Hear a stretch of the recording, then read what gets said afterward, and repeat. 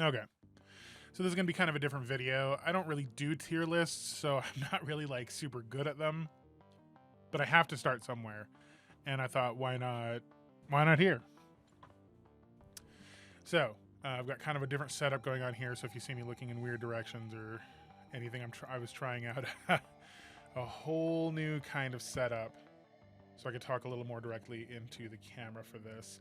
I'm going to be doing a pretty long form rundown of what I think you should be looking for in your Part the Mistveil pre-release, sealed events, and draft. I might break those up into separate videos, but we need to take a look at each individual class on its own.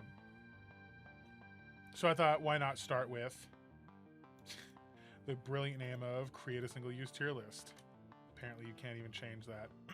So that's fine. This is just going to be one by one. We'll look at the classes, and I'm going to take a look at these cards. Right? So first off, we have... I think that's not everything. No, that totally is. We'll look at the equipment first. Right? Let's just put them up here.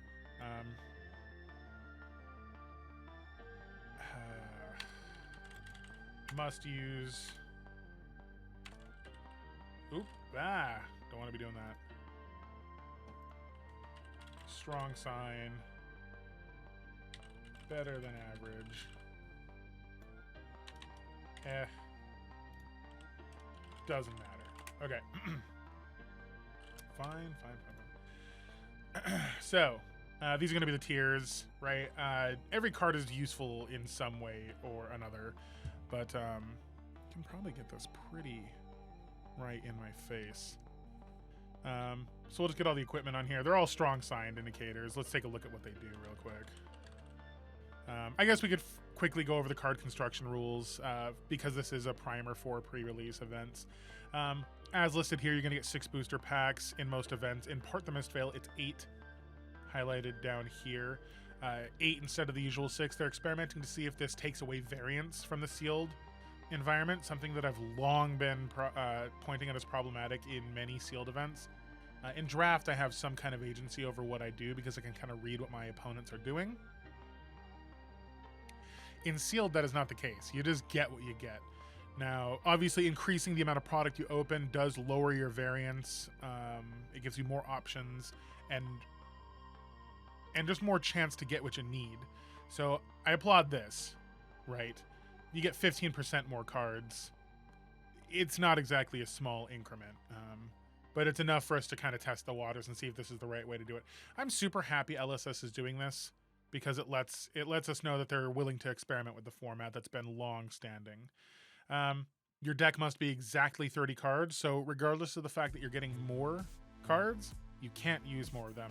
They don't want that fatigue format in this limited format. So exactly 30 cards, no more, no less.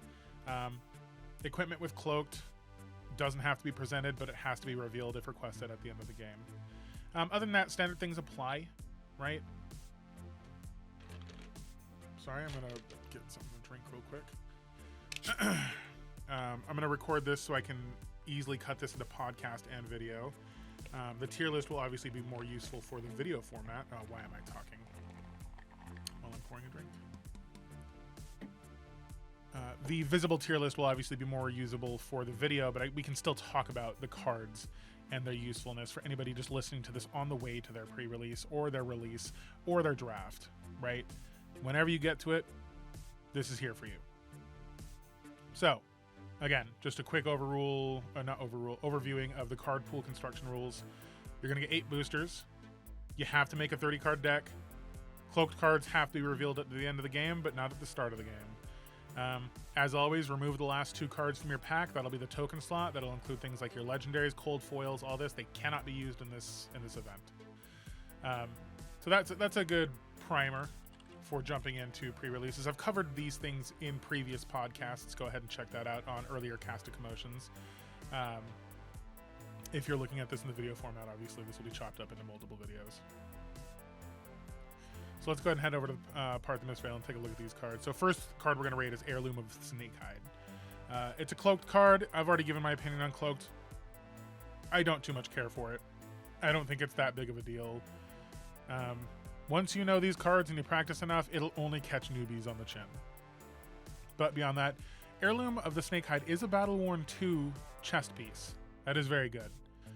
While this is equipped face down at the start of your turn, if I have 1 life, I may turn this face up. I think this is trash. I may get... I'm going to put it in doesn't even matter. Like, this is a set full of attack reactions and instants that can pump auras. This is not the set to be trying to play around with trying to get down to 1 life. Yes, you can kind of control this and call some bluffs, but you're really trying to call bluffs all the time. It's situationally good, but it doesn't matter. This shouldn't affect your game plan in any way, shape, or form. Next on the list, we're going to look at this Arousing Wave. Attack reaction, destroy this, create a Fang Strike in your hand. Let's go take a look at a Fang Strike real quick, or talk about it. Fang Strikes are ephemeral cards. They can't start the game in your deck, and if it would be put into a graveyard, instead you remove it from the game. This is a similar mechanic. No, it is the exact mechanic of the Crouching Tigers. So temporary cards that can be created from other effects. Costs 0. It's a Mystic Assassin attack reaction, and it says target attack action card gets +1. That's okay. You know, I think it's better than average. That's what the arm piece creates. It's Battle-Worn 1, so it's pretty good. It itself is a reaction, so it triggers some of the requirements of needing to use multiple reactions on one chain link for some of these attacks. So it is better than average, I feel like. I still don't think it's a crazy sign. Undertow Stilettos, however, attack reaction, destroy this, create a Slither in your hand, Battle-Worn 1. I think this is a strong sign you need to be looking to play Assassin. If you get one of these, it's... Well, let's talk about why. It says it creates a Slither. All right. Now, the Slither is a 0-cost attack reaction, Mystic Assassin, that is ephemeral, and it says target attack action gains go again. I don't need to explain why that's so powerful. You're getting 2 reactions on one chain link, which can activate, again, some of those requirements of multiple reactions on one chain link, but also it gives your attacks go again on the fly. Not quite as good as anything like Snapdragon Scalers or anything like that, but this is a really good power movement and an exploration of the game space, as I've talked about in the past. So we'll go ahead and put Undertow Stilettos as a strong sign you need to be playing Assassin. So we'll just put these tokens real quick, the Slither and the Fang Strike, wherever the hell the Fang Strike is. I guess I just didn't get a piece of art for the Fang, or the Slither anyway. Where's the Slither? Oh, there it is. Okay, cool. We'll put those in the don't matter because it's not like you can really get those. I think I have my audio tuned in, so we can just take those off for a little bit more comfort. It's going to get kind of hot in here as I record. So, let's take the next look. Looks like Gorgon's Gaze is up next. I think the art is a little hilarious. It's just, it doesn't affect your gameplay, but every time I see this art, I just get giggly because it's like, what is going on with these snakes? Okay. 3 defense, yellow, already a good card for Assassin, has really great defense. Costs 2, it's kind of heavy on the cost considering most Assassin cards are going to be free. It's not that big of a deal, but it does have a higher resource cost. It says create a Slither in your hand. That puts it really high up already because it creates a go again trigger on top of its own reaction. And then it says banish all defending attack action cards on the combat chain. Already good for new. This is looking to be one of the better cards. If a Chi was pitched to play this, you may play the banished cards this chain without paying their cost. I don't need to say it. You have to be, if you get a Gorgon's Gaze, you need to be strongly considering Mystic Assassin. Okay, it's the law. I don't make the rules. That's just what it is. Siren's Call, 1 cost, 3 defense, another reaction. Look at the defending hero's hand and choose a blue card. Add it to the chain link as a defending card if you do draw a card. You can probably already tell I'm pretty soft on it. It's If you get this card, it's not saying, oh god, you have to play Mystic Assassin, just saying you got a Siren's Call. I think this card will see a lot of play in Constructed in various situations against obviously like Guardians and stuff. It probably won't do too well, but you know, it's draw a card. It's good. It's just, it's not a Gorgon's Gaze. We're not going to cover Sacred Art Undercurrent Desires. I don't even think I pulled up a thing for it. Duh. Okay, if you get new specialization. Oh, it's not even new specialization. It's legendary. That's crazy. I thought that was new specialization, or at least one of her specializations. I guess not. Sure. Yeah, it's a great card. If you see that card, you're probably playing Mystic Assassin. Next up are the Tide Chakras. 1 resource, red, 3 defense. Target assassin or mystic attack action card gets +3 if you've transcended to +5. These aren't bad. These aren't great. They're not bad. We could go ahead and put... I'd probably put them in better than average because the reaction element is just huge, and then if you can transcend it in the same turn, you can win games with it. If you get more of the blue ones, I think they're a stronger sign because those things scale very well. You know, +1 or +3, fantastic. Blue 3 block, fantastic. So if you get a bunch of the blue ones by Providence, yeah, it's a strong sign. Next up, we're looking at Hiss. Target assassin or mystic action card gets +3. If you've pitched a blue card this turn, create a slither. This is a really strong sign. Doesn't matter which one you get. I think the blue ones, for the same reason I like the blue Mystic Chakra, are a bit stronger. You're still getting your +1, you're still getting your slither. It's a blue 3 block. I even put that a little bit higher. You start to see more of these cards. The blue and red ones are actually probably up there. Well, maybe even the yellow because of its versatility and pitch for later game. I don't know. I'm just going to put the blue one a bit higher. It creates a slither, gives you a go again clause, gives you multiple reactions in one link, just like the rest of these that are just fantastic. Gives you pumps, has 3 block. What's not to like? Hiss is fantastic. Intimate Inducement, target assassin or mystic attack action card gets +1 for a 0-cost red that blocks for 3. It's okay so far. Look at the top 4 cards of the defending hero's deck and choose a card. If it's blue, it has 0 base defense, and then you put it on the active chain link as a defending card and the rest on the top in any order. These are awesome, but not super strong. These are better than average for sure. Obviously, again, I think the blue one is the best one. All of those blue cards that block for 3 that have pretty much the same effect, but let's look at the top 2 cards of Defending Heroes deck. In Limited, when we're playing a very blue-heavy format, that's not a bad thing. So it's just it's very strong. Better than average. Not strong sign, but better than average. And then we run down to Venomous Bite. Okay. Target assassin or mystic attack action card gets +3. If you've pitched a blue card this turn, create a Fang Strike in your hand. It's a good game finisher, but it's very low. Fang Strikes are just +1, right? Like, I want to like this card quite a bit. The blue one is just +1, +2, +3, just like always, but they all cost 1. I'd put these in the category. The blue one's better than average. The red one's better than average. The yellow one is just, there's just not enough overall value, I don't believe, in that card.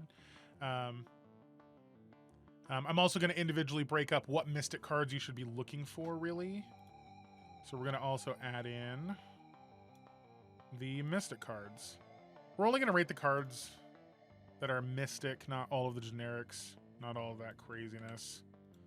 And they're going to be rated in relation to the Mystic Assassin, right? So let's go ahead and scroll all the way down to these Mystic cards. Okay, so Aqua Seeing Shell.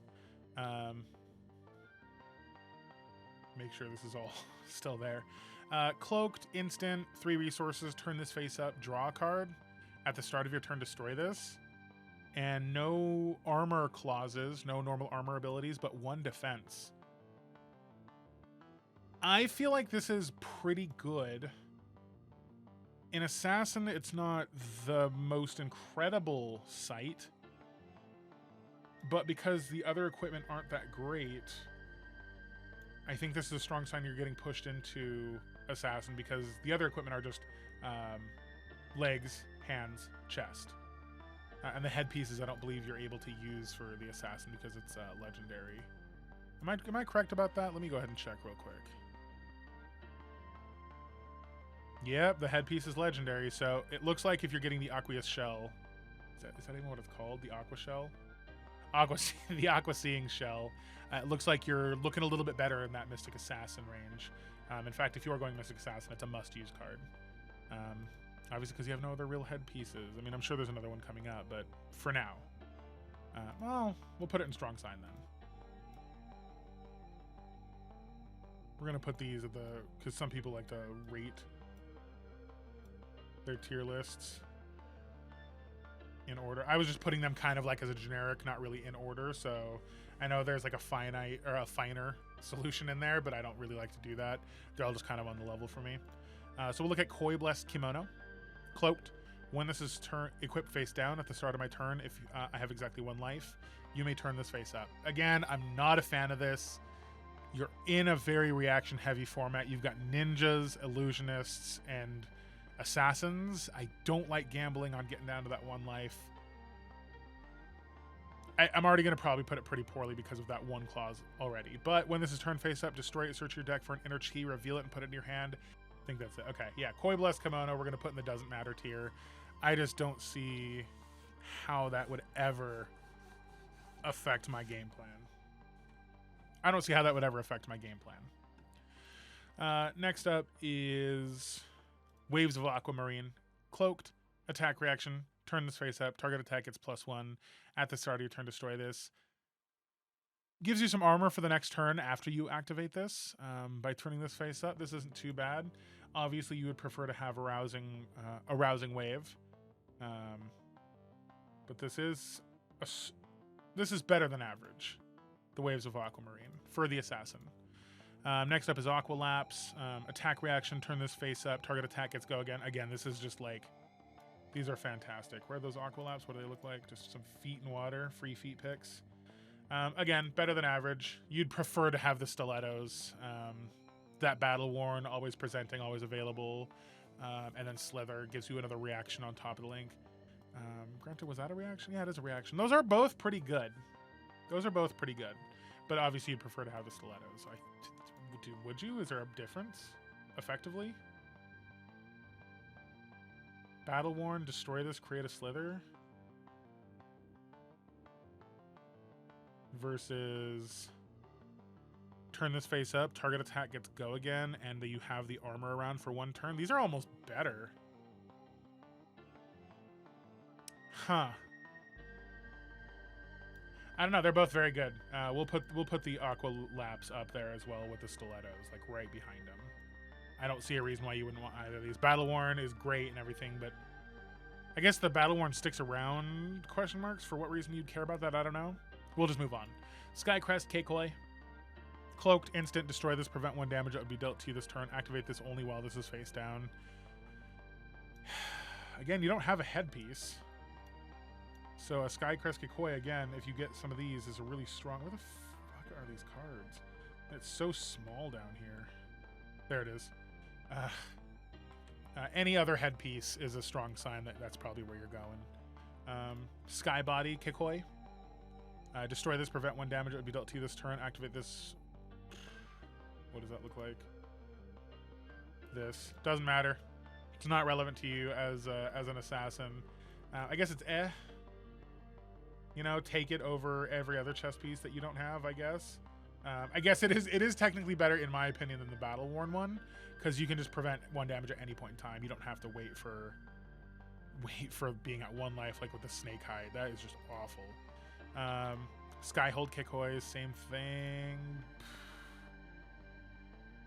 Yeah, these are all going to be We're just going to go ahead and do the boots as well, because I can already tell that they're going to do the same thing. It's just a cycle of cards. Where are these things? Okay. They're all Take them if you need them, but they don't really matter for you as an assassin. Let's look at Attune with Cosmic Vibrations. When this attacks a hero or defends a hero... Sorry. When this attacks a hero or defends a hero's attack, reveal the top card of the deck. If it's blue, it gets +3 and +3. I think it's a very strong card for any deck.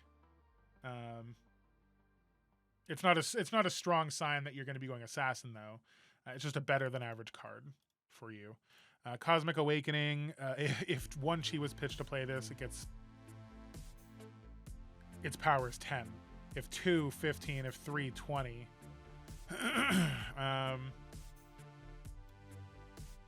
Wow. This doesn't push you towards Assassin, but it's a 3-pitch, 3 block that costs 9. You're gonna have a lot of blue cards in your deck anyway. It's a good endgame finisher, but it's F for Assassin. It's not really saying, well, oh my god, I need to play Assassin. Levels of Enlightenment.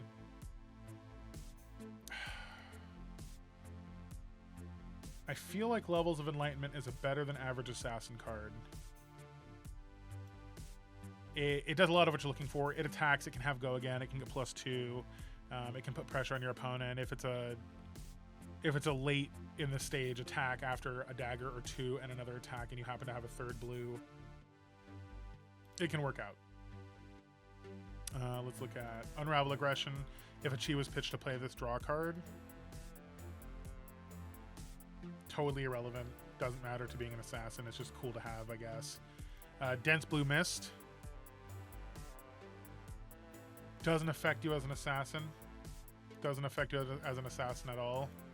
And then we can look at Orion. Orihon of Mystic Tendance. Draw 2 cards if a chi was pitched to play this. Draw 3 Legendary Mystic Instant. Doesn't matter. Doesn't mean you're one or the other. Second Tentative Chi Tide. If you've transcended, this gets +2. It's a big attack. It's a blue. It's good. What is the art on that card? The dudes on the poles. Doesn't really help you. Second Tenet of Chi Moon. Maybe let's go in order. When this link resolves, draw a card. This could be huge with Assassin because you have slithers available to you. Does slithers say exclusively Assassin cards? Let's look at that. Target attack action card gets go again. No, it does not. So Second Tenet of Chi Moon actually is a bit better than Tide. And that is this guy right here. I think it's a strong sign you're running Assassin because you can generate a slither or something with your equipment. With any other reaction that generates a slither, you can give this go again and you're drawing a card if you've transcended. It's a lot to work with, but it's a good card. And it's also just a good card. Second Tenet of Chi Wind. 3 for 5. If you transcended, it just gets go again. Yeah. That's a strong sign too. I'm going to say this is better than average. The Moon one is better than average, but the Wind one is just great for Assassins. On a turn you transcend and actually do your thing, you can get go again, open up the chain and really punish some damage through. Deep Blue Sea, this gets +1 for each blue card you've pitched this turn. Okay, doesn't matter. Wide Blue Yonder, target attack gets +1 for each blue card you've pitched this turn. Absolutely does not matter. What does that one look like? This one absolutely doesn't matter. Big Blue Sky gets +1 for each blue card you've pitched this turn. Very likely doesn't matter. Droplet, if you played another blue card this turn, this gets +2.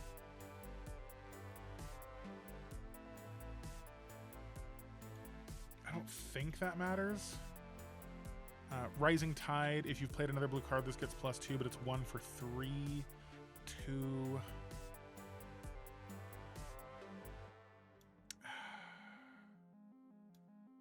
Droplet, Rising Tide, and Spillover. If you've played another blue, it gets +2. I want to say that the Rising Tide and the Spillover also don't quite matter.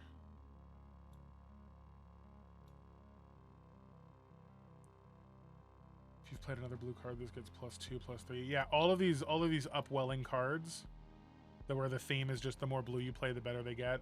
I don't think they matter too much. And then Wash Away, if you've played another blue card, this gets +2 defense. I don't believe matters for Assassin. First Tenet of Chi Moon, the next blue attack this turn gets when this attacks, draw a card, go again. This is fantastic. This one is actually a strong sign. This one's like kind of preloads your attacks, but this one could be a good game finisher. Give you more resources, draw into those chi, fantastic. First Tenet of Chi Tide, the next blue attack gets +2. Go again. Matters a little bit less, but Still a better than average. And then Wind is the next blue attack action you play this turn gets go again. Also better than average. A drop in the ocean. Now we're looking, I think, at these are the Transcend cards. Target attack gets -1 if you've played a blue card Transcend. That's not the one you're after, but if you have it, use it. Gain a life. That's better than average because life gain is just good and limited. Pass over, banish a target a card from an opposing hero's graveyard. That's amazing. Pass over is definitely one of the ones you want for. That's a must use. That's the must use one for Assassin. That's a huge signpost that you're looking fantastic in the Assassin pool. Path well traveled, target attack gets go again. Again, this could also be fantastic. Preserve tradition, put target attack action card from your graveyard on the bottom of your deck. Can also be very good. Stronger than average, but doesn't directly affect you right there. Draw a card, then put a card from your hand on the bottom of your deck. Also very, very strong sign. Stir the pot. Shuffle. It's one of the weaker ones, I feel like. The grain that tips the scale. Target attack gets +1. Must use. So we're going to put a few of these actually lower in the better than average category. And then obviously we'll upload one last set of files real quick, the non-talented posts. And that is this right here. That is, it's not even one of the rares, it's pick to pieces. If you see this card and you get a bunch of these, you need these to beat Enigma 100% of the time. If you've played or activated an attack reaction this link, this gets +1 and damage can't be prevented from this, and it just tears up ward left and right. So if you see a huge amount of these must-use cards, the pick to pieces, these few Transcend cards, Hiss, Gorgon's Gaze, right? You're going Assassin. The more of these cards you see in the top list right here. Can I even like widen these up? Nope. Can't even widen them up. Lame. Can I like zoom in? Yeah, this art will give you like a slightly better view. These are the must-use cards. These are the strong sign cards. If you see a lot of these cards, you're probably very strongly going Assassin. This is going to be true for draft as well. If you start to see all these cards become available, you're clearly seeing Assassin is open in your draft, right? That's really all I have, because these are like my first reactions and first opinions going into the sealed weekend.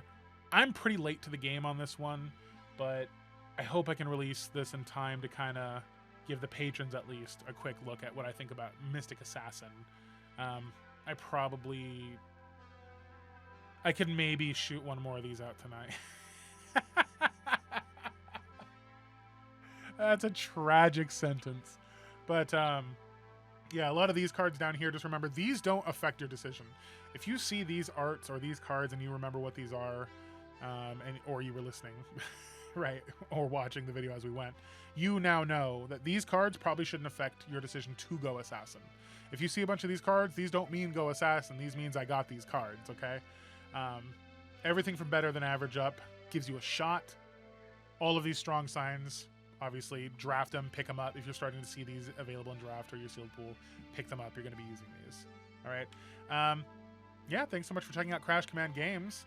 I don't have a name for the tier list segment, so we're just crashing into lists here. That's probably what it's going to be called, because any stupid, cheesy shit I can come up with is what I like to go with. Thanks for checking this out. Make sure to subscribe, like if you liked this content or this style of list, where I tell you not like just a tier list of their strength, but where do these point you? Like, it's not really a tier list of their power. It's just, where do these cards point you? Does this list point me to Assassin? If the cards at the top are there, yes. Otherwise, let's look at those other videos. Thanks so much for checking out this channel. Check out the Patreon, Facebook, Twitter, wherever else you see us. Crash Command Games on TCG Player and eBay. Thanks so much for watching, and this one is zeroed.